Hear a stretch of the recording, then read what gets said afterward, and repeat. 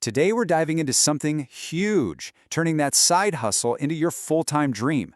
Now, everyone tells you to chase your passion, take a leap of faith, right? But what if that's actually terrible advice? Let's get into it. So let's just start with a question that kind of flips the whole script.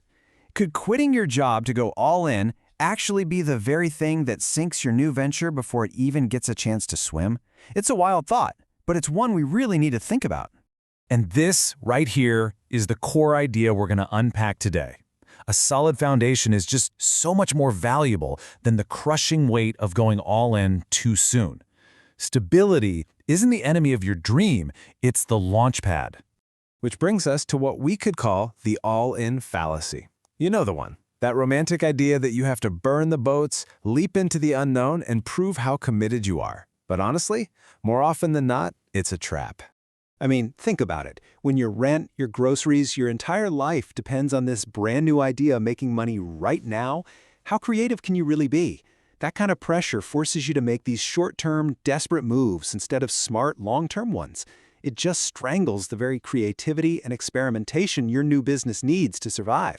So let's totally reframe your 9-to-5. Instead of seeing it as a cage you need to escape from, what if you saw it for what it really is at this stage? Your superpower. Your day job becomes the engine that funds your dream, no loans needed. It gives you this amazing psychological freedom to try things, to mess up, to fail, and to learn, all without that terrifying fear of going broke. That steady paycheck, that's your safety net. It lets you build from a place of strength, not desperation.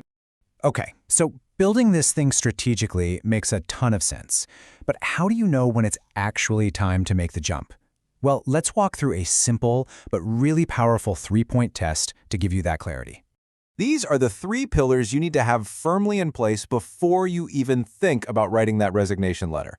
We're talking a financial buffer, real-world validation, and a system to protect your own sanity.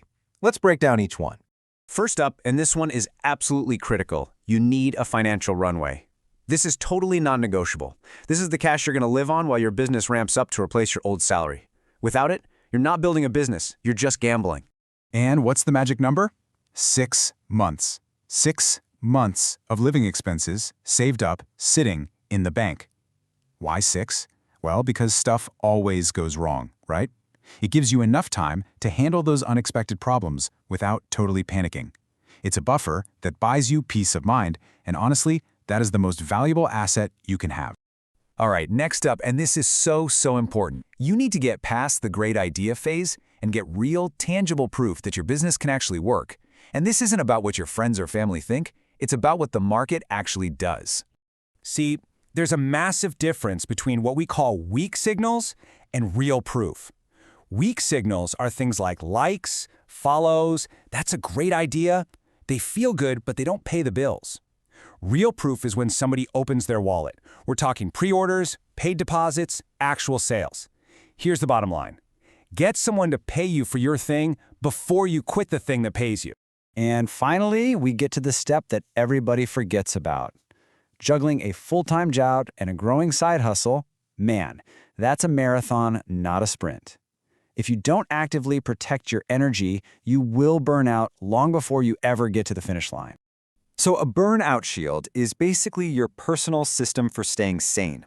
It means setting strict boundaries, actually scheduling downtime, being ruthless with your priorities, and getting really good at saying no. It's all about building your dream without destroying yourself along the way. So when you put all of this together, it creates a whole new playbook. It's about shifting your mindset from being a reckless gambler to being a strategic builder. Let's take a look at what that actually means. So the gambler quits first, right? Creates this all-or-nothing situation where the only focus is survival. But the builder, they keep their job to test the idea, taking these small, calculated risks. Their focus isn't just on surviving, it's on getting real traction. One path is a high-pressure gamble, the other is a strategic win. So the real goal here is to shift your perspective. Get away from thinking about one massive, terrifying leap and start thinking about a series of small, manageable, and smart actions. Your dream is way too important to just leave it up to chance. Don't gamble with it by putting it under all that unnecessary pressure. Build it, brick by brick, on a solid foundation. And that brings us to the final question I want to leave you with. Just for a second, forget about the 5-year plan. Forget about quitting your job. What is one small thing you can build or test or sell this weekend to get that very first piece of real proof? Because that's how this whole journey really begins.